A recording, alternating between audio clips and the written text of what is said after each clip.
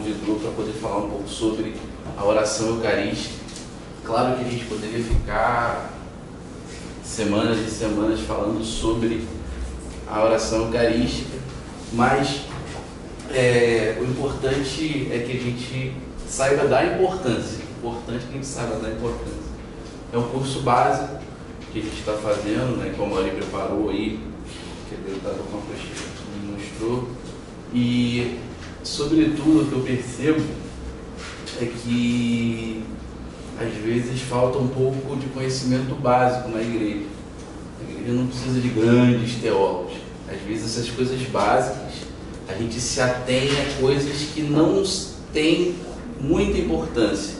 E o essencial fica sempre esquecido. Então, quando nós falamos de oração eucarística, né, aliás, a principal oração, o principal ponto da celebração, o centro dinâmico da oração, é importante a gente ter em mente o seguinte: primeiro, o aspecto geral da missa, né?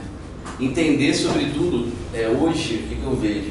As pessoas falam, não, mas o padre não explicou, mas o fulano não explicou. A missa, né, como vocês, eu não sei assim, o que vocês deram ao longo das etapas que vocês estão fazendo, mas a missa, ela é para os iniciados, ou seja, a missa é coisa de gente católica, trocando em miúdos. Para você celebrar junto com o padre, para você estar numa celebração, é preciso que você seja no mínimo católico, porque senão você não vai entender a dinâmica da missa. Senta, levanta. Quando uma pessoa chega e faz um comentário, mas a igreja, a missa é muito chata, é um senta e levanta que ninguém entende nada. Não, você não entende. Por quê? É importante dizer que nos primeiros séculos, o povo, de modo geral, só podia participar da missa até a primeira parte. Qual é a primeira parte? A liturgia da palavra. A gente sabe então que a missa ela é dividida em duas partes. Uma primeira parte que é a oração. Oi? Não, estou tranquilo. Você está todo mundo enxergadão? Deixa eu ver. Tem outra aqui. Não sei se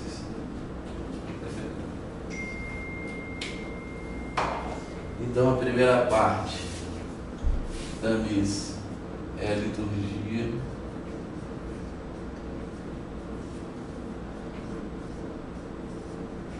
Me perdoem a letra. E a segunda parte, a liturgia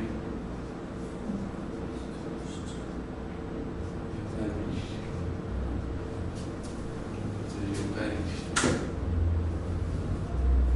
Então tá, a gente sabe isso muito bem. Então, nessa estrutura vão tendo as ramificações. Então, qual é a espiritualidade da missa? Por que não era? O povo era permitido só essa primeira parte. Porque aqui era o ponto principal. Aliás, depois começaram até a dizer, e aí foi onde houve a necessidade de se escrever o que acontecia. Eles sentiram essa necessidade porque acontecia que eles eram caluniados.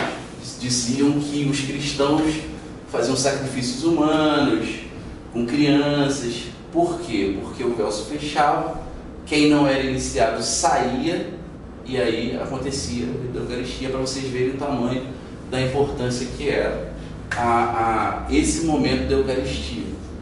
Então, nos primeiros séculos, só era permitido quem não era iniciado, ou seja, iniciação cristã, batismo, crisma e Eucaristia. Depois isso foi se desmembrando, mas isso é uma outra história. Na verdade, a ordem é batismo, crisma e Eucaristia. Hoje a gente, por uma série de coisas, isso veio mudando, enfim, isso é assunto para outra parte.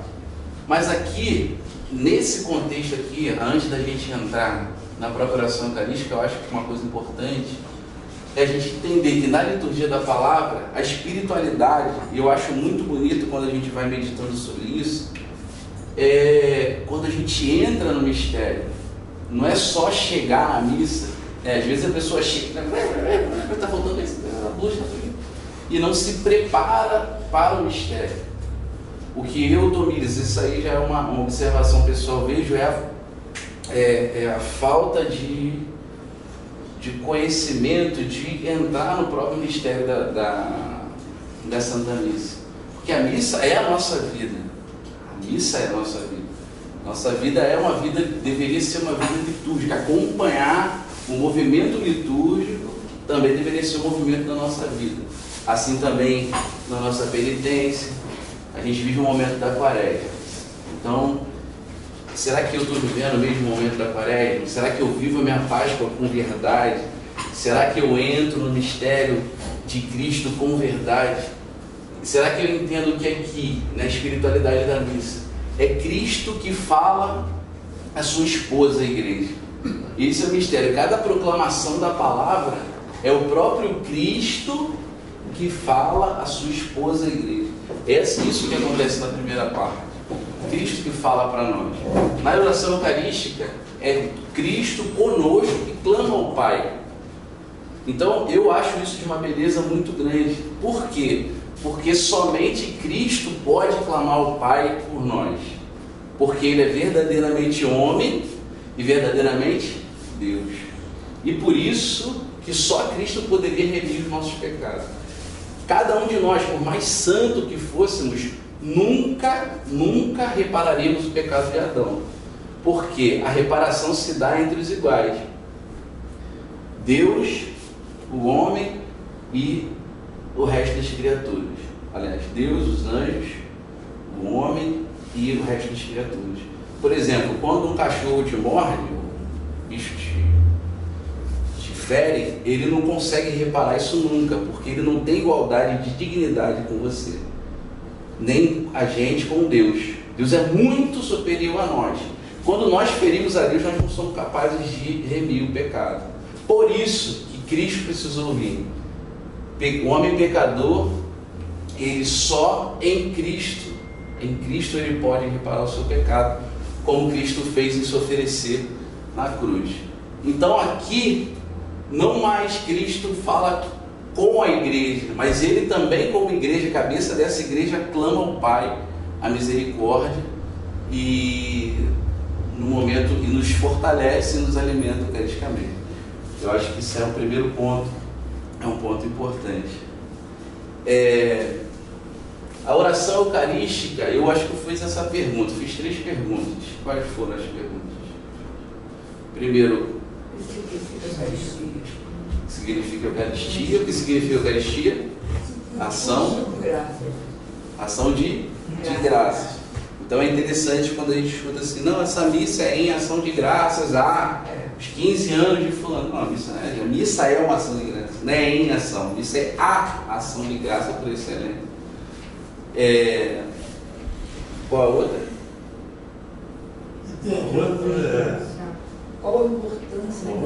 Qual a importância da oração eucarística no contexto celebrativo? Qual é a importância? O boteiro que é o centro de toda a celebração.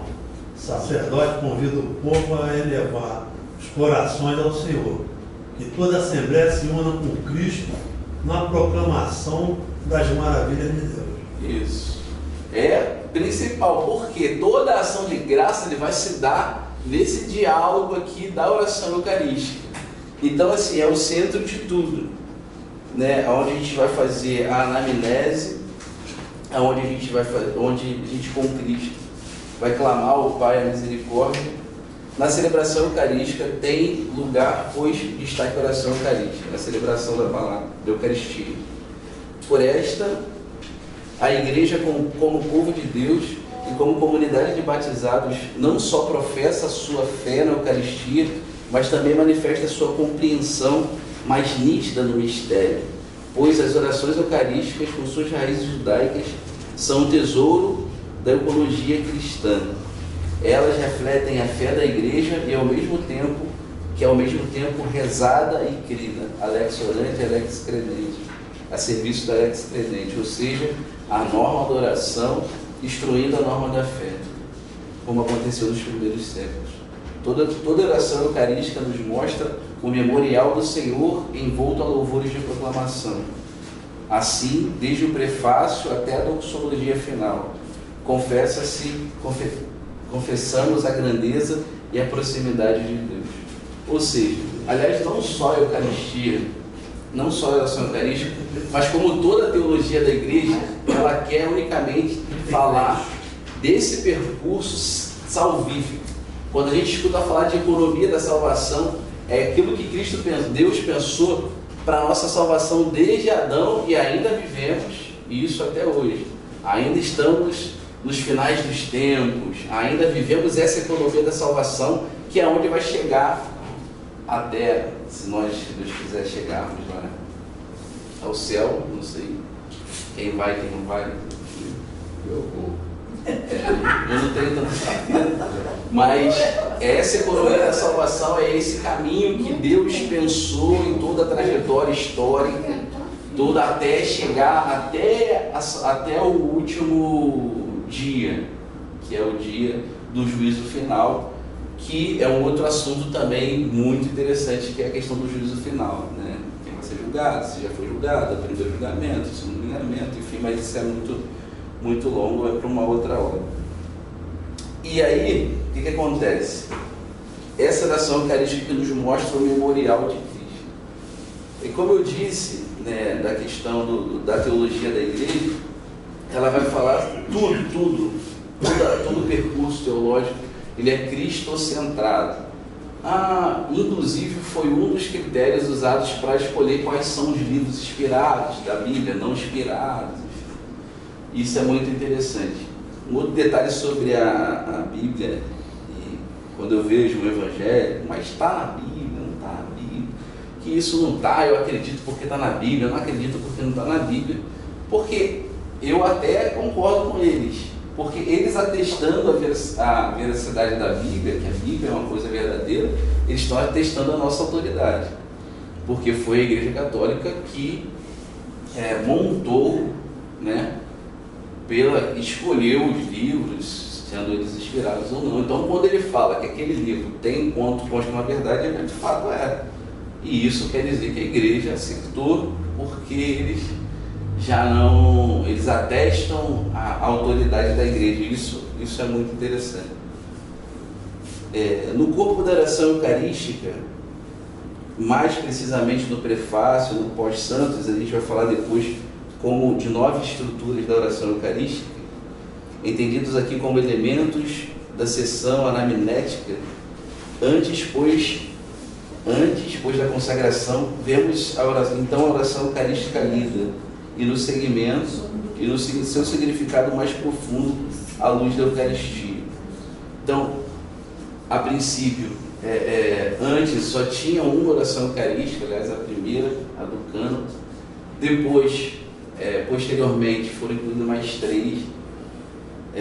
Isso. Depois, no Brasil, a liturgia latina tem 16 orações eucarísticas. Enfim, temos 16 orações eucarísticas. Então, a oração eucarística número 4, que se destaca mais falando da trajetória salvífica de Cristo. E aí depois eu vou usar até ela mesma para botar ela dentro da estrutura da oração eucarística. As orações eucarísticas da Igreja Latina. Então a Igreja Latina, ou seja, nossa,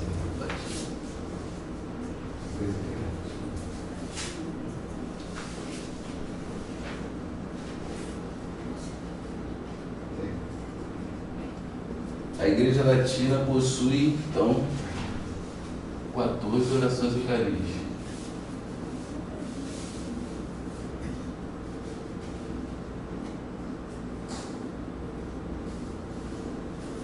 Orações eucarísticas, que são a primeira, que é o cânon,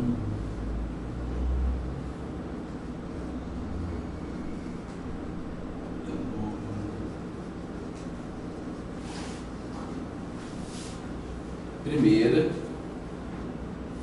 que vigorou desde o século IV, desde o século IV.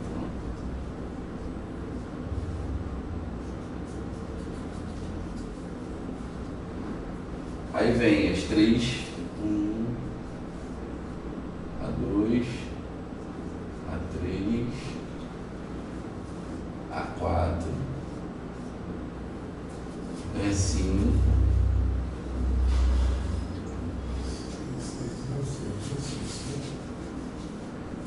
essa aqui, a 5, foi do Congresso de Manaus.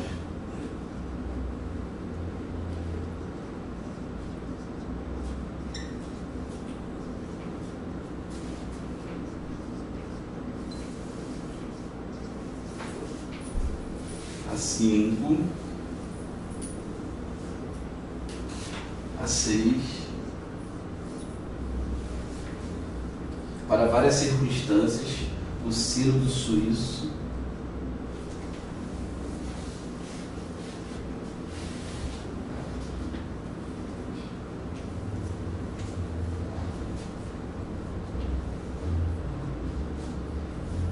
essa 6, ela então está no missal dividida, tem mais 4 ramificações, tem a 6A, 6A, 6B, 6C, 6D.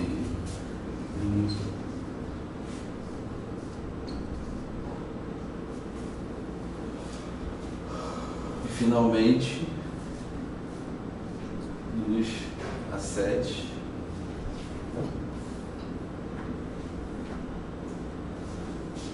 E a 8.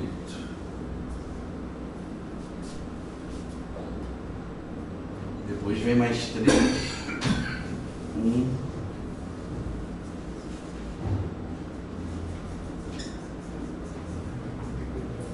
Depois vem a 1. A 2. E a 3.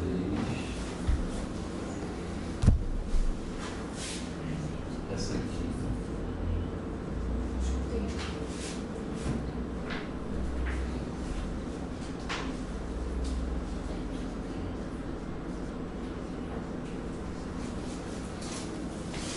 Vejam que é muita oração eucarística, né, gente?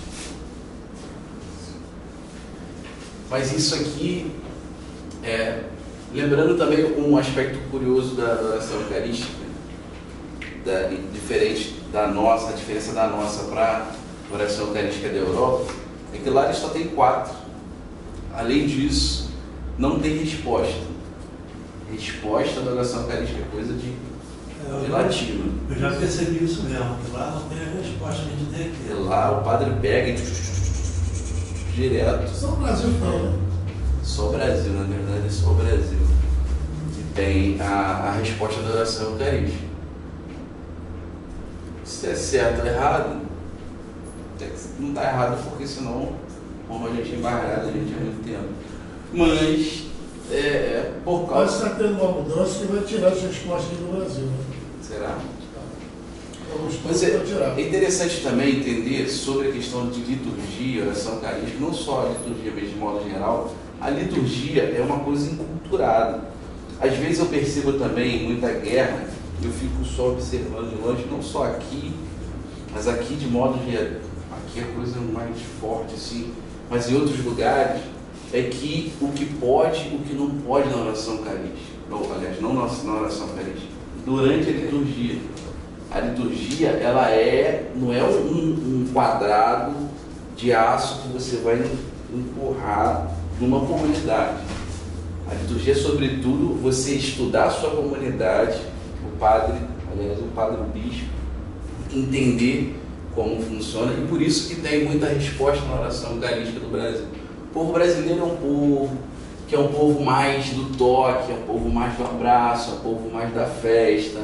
Você vê que é da cultura do português, do brasileiro. Então, tanto a liturgia da Eucaristia quanto a liturgia de modo geral, ela não é uma coisa engessada. Claro que existe uma espinha dorsal, como nós. Nós somos esqueleto, nosso esqueleto tem, né? Espinha, braço, perna, todos somos iguais. Mas eu já sou moreninho, meu cabelo já é durinho, outro já tem um cabelo mais liso, outro já é mais gordinho, outro já é mais magrinho, enfim, mas nós somos todos seres humanos, independente da nossa cor de pele, ou cor de olho, ou se tem cabelo ou não tem, né? Tem barriga ou não tem, né? Não, eu estou falando, né, das diferenças.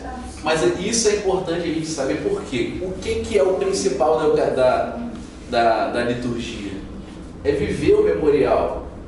Então, se você, às vezes, você precisa, sobretudo, entender que ali você está indo com Cristo para a cruz, que é a paixão, morte e ressurreição. Isso no início, a teologia da igreja quer dizer isso. A gente estuda muito para dizer o que? Deus te salvou por meio da cruz. Para a pessoa entender isso. Uma vez, o Frei, não sei se vocês conheceram o Frei Reinaldo, talvez conheceram maior do que eu, mas eu conhecia muito o Frei Reinaldo. E eu uma vez fui numa ordenação, que eu era seminarista na época, lá na terra dele, lá em... Não, Conceição de Mato Dentro. Andamos aí chegamos lá e tinha uma família humilde, não sei se vocês conhecem a família dele.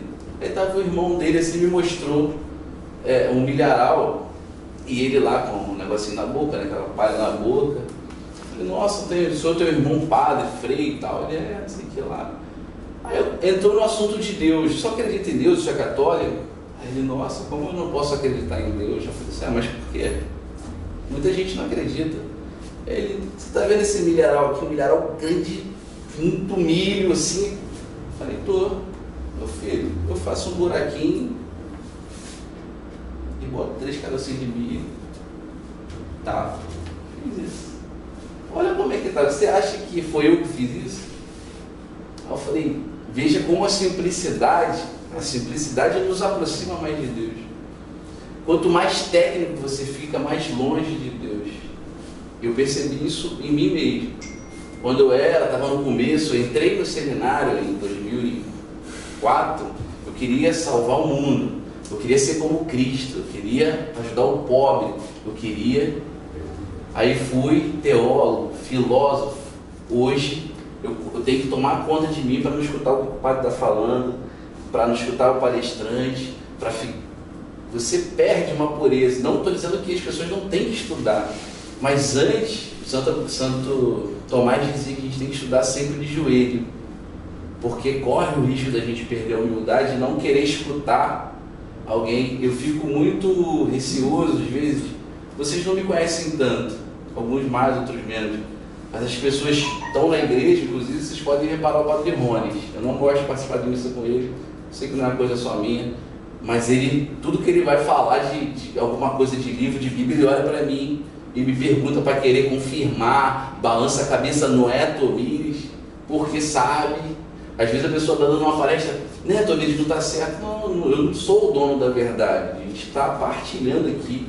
Claro que tem muita coisa a dizer sobre a oração eucarística, mas eu creio que a espinha dorsal seja essa, a gente entender que é a parte mais importante. Então, viver isso é você viver o mistério. Cada oração eucarística dessa, desde o cano romano, a segunda, a terceira, são diversas circunstâncias. E é legal você pegar o missal, a gente tem a curiosidade de pegar o missal, que é esse livro aqui, e ver. Gente, tem prefácio para... Trouxe o missal para cada um, a maioria comprou aí o missal para cada um, para vocês terem em cara. Vou até ganhar um novo. Você não é meu da igreja. Aí tem oração da penitência, vamos rezar pela seca. Tem oração por fenômenos da natureza. Oração por... A igreja ela é tão linda que ela pensou em todas as circunstâncias, os enfermos, cada um. Aí eu trouxe também aqui o Cerimonial dos Bispos, que é também um livro que digita as cerimônias. A gente vai ver que na igreja, essa celebração, quando a gente a vive, e por isso que a missa, né? A missa é coisa de iniciado, a missa não é para o padre ensinar catequese. Claro que hoje a coisa está tão feia, está tão ruim, está tão baixa a nossa catequese de modo geral. Não estou dizendo das catequistas ou dos 2 catequistas, mas é tão pouco conhecimento que o padre tem que ficar ensinando na missa. Às vezes, né, uma vez uma pessoa me perguntou, pessoa da igreja, e que fazia um monte de coisa na igreja. Não, Tomiris, pô, mas eu não sei porque tu tá roxo já tem umas 2 semanas. Aí eu aquarela. Quando é aquarela, a gente não, Tomiris, mas às vezes coisas básicas. Aí você, caraca, não é, aí você não vai pisar na pessoa, mas você, não, fulano, mas você lida com isso. Né? Você tem que ler um pouco mais. Às vezes você escuta umas coisas, né? Então, enfim, de modo geral, assim, eu vejo que precisa de um preparo um pouco melhor. Eu creio que esse é válido, né? Eu vou até dar essa ideia para o Padre Antônio. É válido sempre 5 minutos antes, porque um professor meu de campus, esqueci o nome dele, Padre Heitor, ele, gente, vocês vão pregar para pagãos, e é isso também vocês, que já estão mais na igreja, gente, não esperem muita coisa do povo, não esperem, porque às vezes o que é óbvio para mim e para o outro é demais, e aí a gente corre o risco de atropelar, porque, cara, você não sabe, se uma pessoa não souber aqui que aquilo ali não pode ser católico, tem coisas que chega a ser triste de falar. Então, assim, amor e misericórdia. Amor e misericórdia sobre tudo. Cristo morreu por nós, sofreu por nós, e aí cabe muita espiritualidade.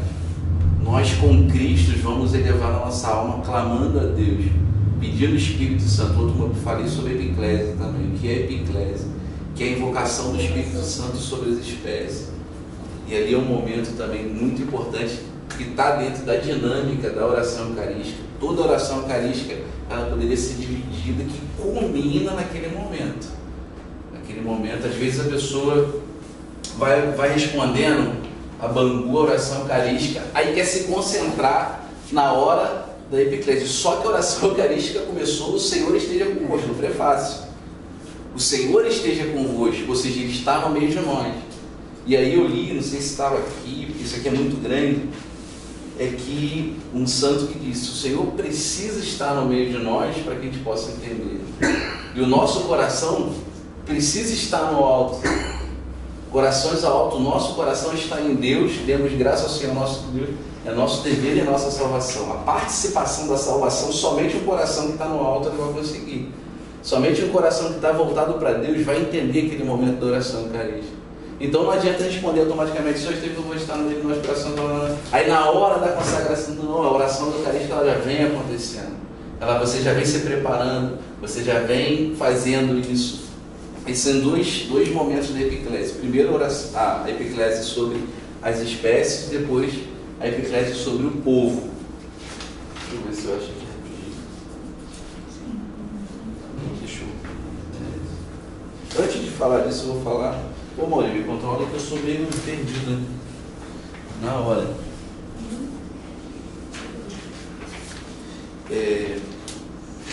Página 34.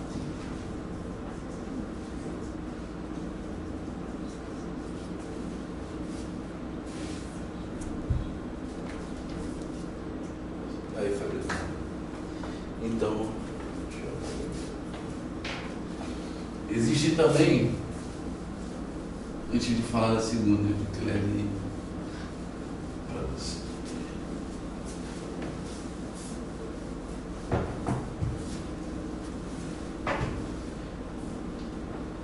Os elementos estruturais da oração eucarística. Podemos dizer que toda oração eucarística tem uma estrutura literária de 9 elementos, como referidos abaixo. Eu vou dizer no cânon. Na dinâmica litúrgica, os elementos literários se articulam, fortalecendo a compreensão mais teológica e também da oração eucarística, levando então a participação mais consciente e frutuosa na celebração. O estudo da oração eucarística, no todo em sua estrutura literária e teológica, nos liberta da visão reduzida no momento da consagração, como muito acontece. ao afirmarmos a importância da consagração como ponto culminante da oração eucarística, somos convidados também a descobrir o novo valor de outros elementos da oração, da ministerialidade litúrgica e das suas articulações. Isso aí nós já falamos, que é o valor da oração completa que culmina com a epiclese, mas não só a epiclese. No número 11 aqui vai dizer que a liturgia da palavra é um alimento e fonte da Eucaristia, da oração eucarística. Ou seja, falamos da liturgia da palavra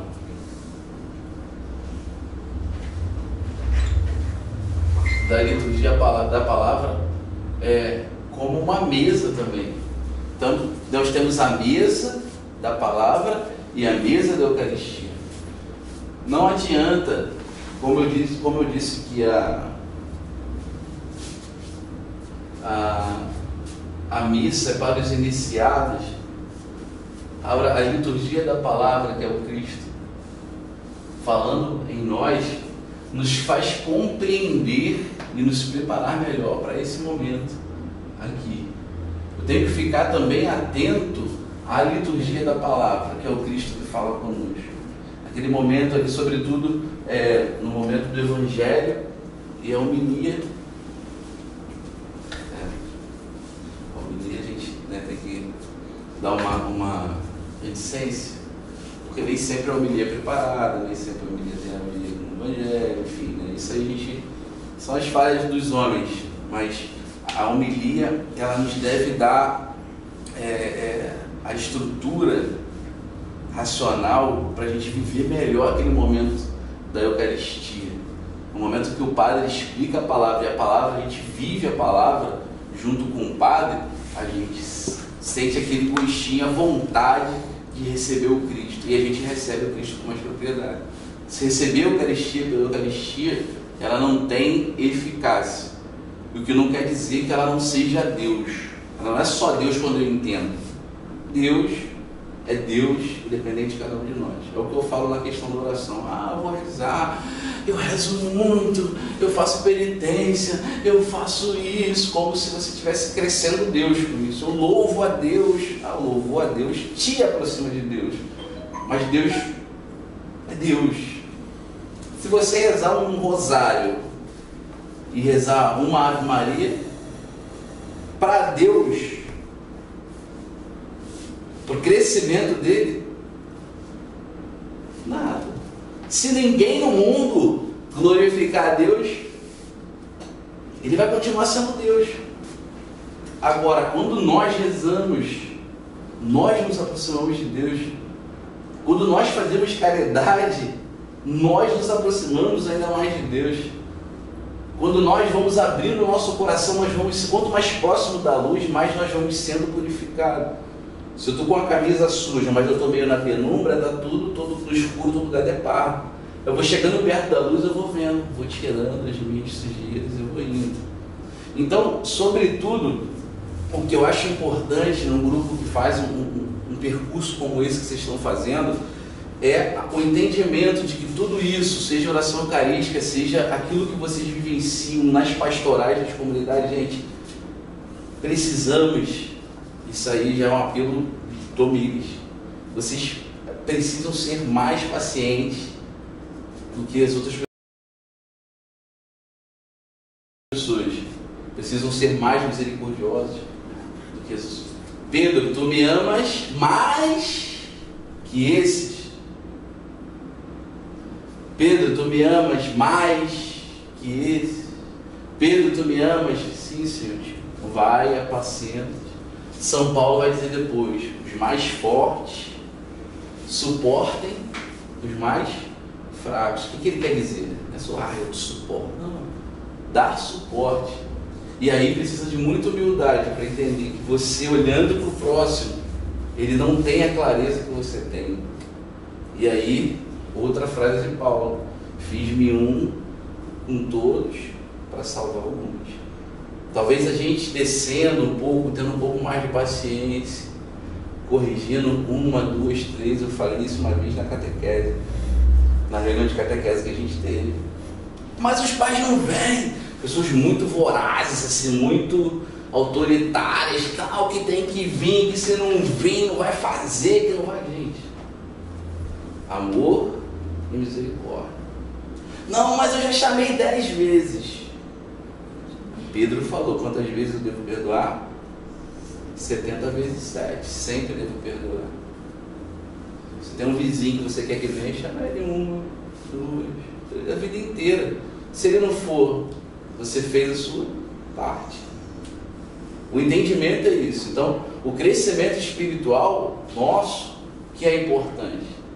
Aquilo que a gente tem, nós precisamos do GV o tempo todo. Por quê? A gente entra numa cultura do WhatsApp, do e-mail que eu mandei um WhatsApp para o Mauri veio, eu vi que ele viu lá que está tudo azul, mas ele não me responde, já fico nervoso, e eu mando um e-mail que não responde, fulano vê, mas não responde. Gente, caraca, a carta do descobrimento do Brasil levou 6 meses para chegar em Portugal, depois para retornar mais 1 ano, e aí? Eu não sou tão jovem assim, eu não peguei o WhatsApp desde o começo, eu usava um celular assim, umas coisas meio esquisitas, né? Era bip. Quem tinha mais dinheiro tinha um bip, eu nunca tive bip. Mas eu achava legal, aquele negócio. Mais antigo eu pegava aquele celular que parecia, você digitava, andava aqui, andava quase assim, a perna, porque o celular pesava no... Então assim, aí a gente vai entrando também na roda viva do mundo e da dinâmica que a gente tem também na sociedade, que é tudo para a hora, é tudo... Jovem não tem paciência, mãe não tem paciência com filho, a gente também não tem paciência com nada. E é muito barulho toda hora, muita luz, muita informação, a gente já dorme, a gente já fica. Só que quando a gente se recolhe, que a gente se encontra. O deserto, ele faz você se encontrar primeiro com você e depois com Deus. Às vezes a gente faz pouco barulho e pouca reflexão porque a gente não quer se encontrar com a gente mesmo. E aí perceber aquilo que eu tenho que mudar, inclusive como cristão. Eu não faço uma reflexão da minha vida de acólito, ou de ministro, ou de qualquer outra coisa, porque eu sei que eu preciso mudar. E aí é muito complicado, porque aí eu preciso amar mais do que esse, amar Cristo mais do que esse. Aí eu caio na palavra, porque São João vai dizer, quem diz que ama a Deus e não ama o irmão é mentiroso. Se eu não amo a Deus, eu não amo o próximo. Aí caraca, poxa, minha pastoral está dividida, poxa, eu sou uma pastoral, mas não gosto dessa, eu gosto do fulano, eu gosto da pastoral, mas não gosto do amigo. Claro que isso eu não estou sendo ingênuo, estou dizendo que eu tenho que ter uma convivência íntima.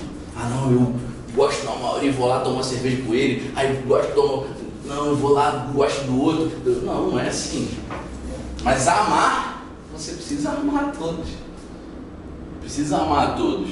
E aí a Eucaristia ela vem como esse alimento. Por quê? Já que na Eucaristia, não só na oração eucarística, mas desde o começo a gente vive o memorial de Cristo, na sua paixão, morte e ressurreição, e eu vivo junto com Ele, eu vou entender que o meu caminho também é o caminho da paixão, da morte, de mim mesmo, para ressurgir com Cristo. Somente morrendo em nós que nós vamos ressurgir em Cristo.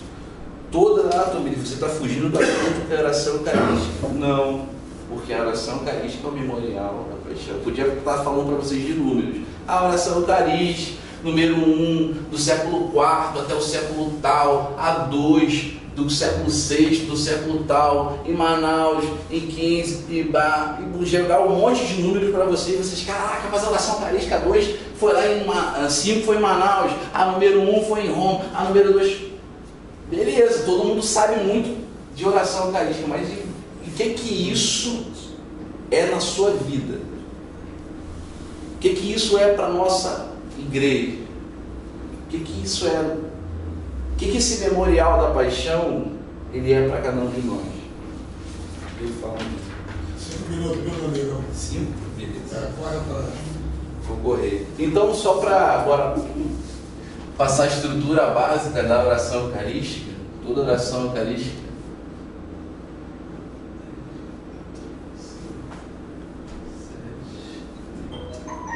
Toda oração eucarística ela tem 9 elementos. Prefácio, santo, pós-santo,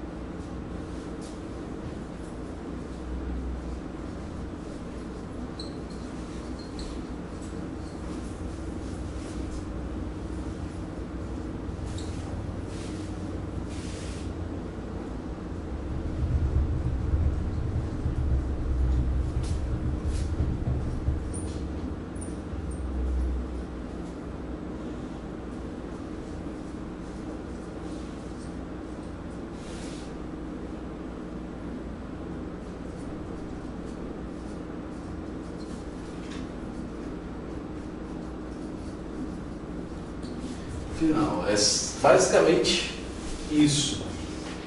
Tem toda a oração, tem prefácio, e aí eu já vou falar rapidinho que já está na minha hora, né?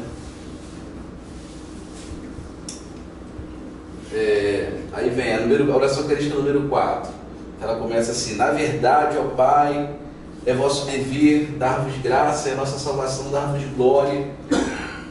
E aí ele vai até expor diante de vós todos os anjos de serve. Aí o prefácio é essa parte que fala na verdade, blá blá blá. Depois pula santo. Aí santo, santo, santo, Senhor Deus do universo. E aí é importante a gente observar também nas canções litúrgicas, ela não pode fugir, né? Você, como músico, sabe que a gente escuta direto aí, a gente escutando alguma coisa que foge do texto. O ideal do canto litúrgico é que ele pegue o texto no original e coloque uma melodia em cima do texto original, que não poderia fugir. Ele não pode, mas, enfim, é o ideal, não é o real, né? Ao pós-santo, nós proclamamos a vossa grandeza, Pai Santo, a sabedoria e o amor que fizeste todas as coisas. E socorrei com bondade que vos busco. Ainda mais vos ofereceste muitas vezes a aliança, blá blá blá blá. E vai até, e a fim de não mais vivermos para nós, mas para Ele, que por nós morreu e ressuscitou, e enviou de vós, ó Pai, o Espírito Santo, como primeiro dom aos vossos fiéis, para santificar todas as coisas, levando a plenitude a sua obra. Vejam que cada pedaço desse, ele é muito rico. A gente vai passar a olhar cada oração eucarística com um olhar diferente. Aí vem a epiclese sobre os nós. Por isso, por tudo isso que a gente já falou, proclamou a santidade de Deus, e por todo esse caminho que nós fizemos aqui, sobretudo a evocação do Espírito Santo, por isso nós vos pedimos o mesmo Espírito Santo, aí vem, que santifique essas oferendas, a fim que se torne para nós o corpo e o sangue de Cristo. É interessante que o Padre fala, por isso nós vos pedimos. Ou seja, a igreja te pede, Cristo cabeça com a gente, o seu corpo, nós vos pedimos. Às vezes a gente fala, claro que o Padre age em persona Cristo, mas ele ali é aquele momento que eu falei aqui da divisão. Nós, Assembleia, junto com o Padre, ele como presidente da celebração, ele pede, por isso nós vos pedimos o mesmo Espírito Santo. E aí vem propriamente a consagração. Quando, pois, chegou a hora que por nós foi lá e começa a fazer a consagração que a gente sai do mesmo modo.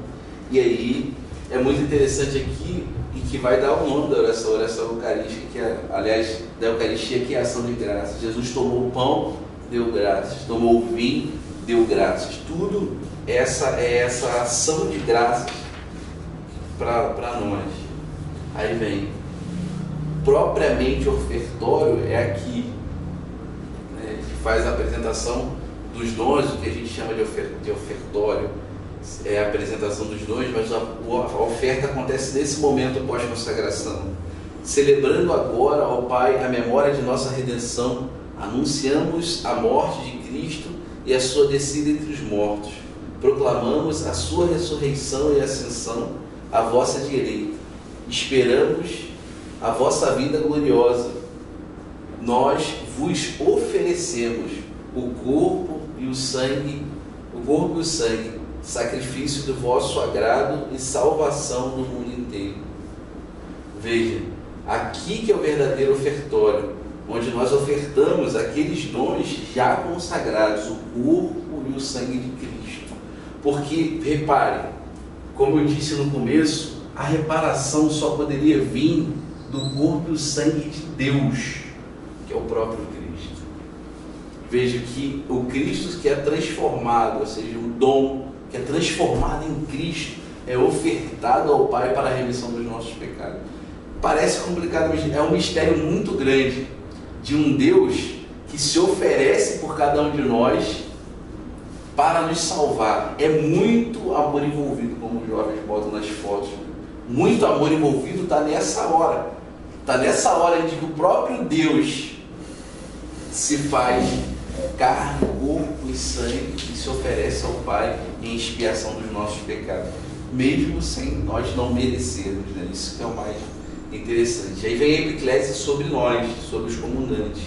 Depois que Cristo se oferece nessa anamnese do ofertório, o padre vai falar: olhai com bondade o sacrifício desta vossa igreja e concedei aos que vamos participar do pão e do mesmo cálice, que reunidos pelo Espírito Santo num só corpo, nos tornemos em Cristo um só corpo e um só Espírito.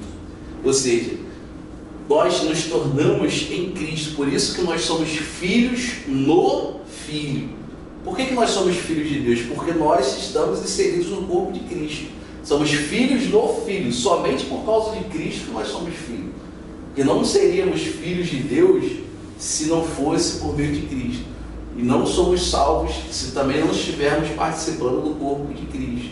Por isso, esqueci o nome do santo, sou ruim de gravar nome, disse que não existe salvação fora da igreja. Cristo é o cabeça da igreja. Nós só somos salvos em Cristo. O bispo, até o santo. Esqueci o nome dele, cara. Enfim, mas veja, ele vai falar, essa parte é muito: olhar com bondade o sacrifício dessa vossa igreja. E aí pede essa permissão para junto com Cristo. Aqui vem, aí já caminhando para o final, né, que é a parte das intercessões. Agora o Pai, aí onde vai falar: lembrai-vos de todos pelos quais nos oferecemos esse sacrifício, pelo Santo Padre o Papa, pelo nosso Bispo. Aí depois lembrai-vos também dos que morreram em paz. Ou seja, aqui já são a parte das intercessões. E aí que culmina na doxologia final: por Cristo, com Cristo, em Cristo, a voz do Pai Todo-Poderoso, em nome do Espírito Santo, toda a honra, toda a glória, agora e para sempre. Amém. Então vejam, a estrutura básica é essa. Bom seria que todos soubéssemos, aliás, todos soubessem desse passo a passo que vem acontecendo, desde a epiclese dos dons, desde o oferecimento, desde a liturgia da palavra. Mas não se iludam, pouca gente sabe. Pouca gente sabe. Então, por isso que as pessoas, elas ficam de qualquer maneira, não entendem o mistério. Você chegar 10 minutos antes da igreja e achar um falatório, você percebe que Não estou discussando, não. Oi? Não estou discussando, não. É por isso que quando você vê, você sabe que a pessoa não entende aquilo que ela está vivendo, o que ela vai viver. né? Inclusive é até pedido para os músicos, pelo menos 5 minutos antes, não ter som nenhum, não ter nada, ser tranquilo, não ter nenhum barulho lá na acolhida. Porque o que acontece? Às vezes o povo está quieto. O que me inquieta às vezes é isso. O povo de Deus que vai para a missa só está quieto. Mas a galera que de pastoral antiga que está zoando tudo. Então eu falo, caraca, é mais difícil, por isso que dizem que é mais difícil você evangelizar, é mais difícil você evangelizar alguém que está dentro da igreja do que um pagão.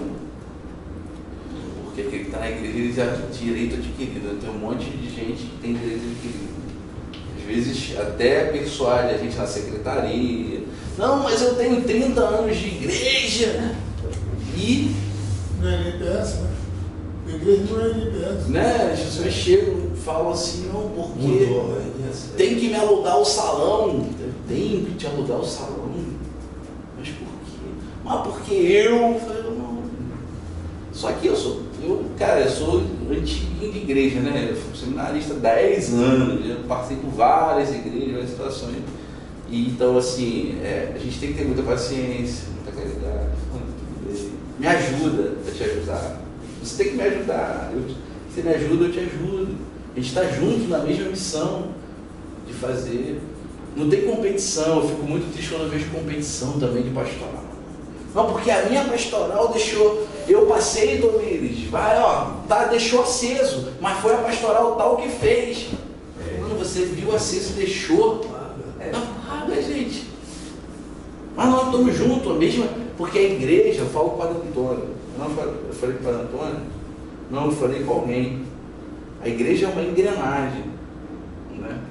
E eu tenho muita vontade, isso aí é uma coisa pessoal, de trazer uma experiência que eu tive em Cardoso Moreira, no interior de Campos, que é a pastoral de conjunto. O que é a pastoral de conjunto? Era uma pessoa, lá tinha uma secretária, fora da secretária, que fazia a junção das pastorais, ou seja, a pessoa já saiu, o batismo estava ligado com a primeira comunhão, que estava ligado com a crisma, que estava ligado com o resto das pastorais. Então você fazia uma festa dos acólitos, não era dos acólitos, a festa era da paróquia. Então assim, eles estavam chefiando, mas todo mundo em volta estava trabalhando, torcendo para aquilo dar certo. Se eu não estivesse trabalhando no dia, estava pelo menos torcendo para dar certo. Aqui, muitas vezes, o contrário. É o Tomires que vai fazer, o pessoal critica e ainda torce para dar errado. Isso é verdade, sim. Aí você fica meio assim. Tem coisas que eu prefiro não me meter quando eu vejo que o negócio não vai. Eu falo, eu sou funcionário da igreja, pronto. Eu não tenho que... Mas assim, vamos voltar aqui que eu já estou falando demais. A estrutura é essa. O que eu humildemente tinha para colocar para vocês. Claro que eu volto a dizer, a gente podia trazer aí muito mais datas e muito mais coisas. Eu também não tive grandes tempos, está corrido lá. Mas basicamente é isso. Espero que possamos vivenciar a Eucaristia de modo mais profundo.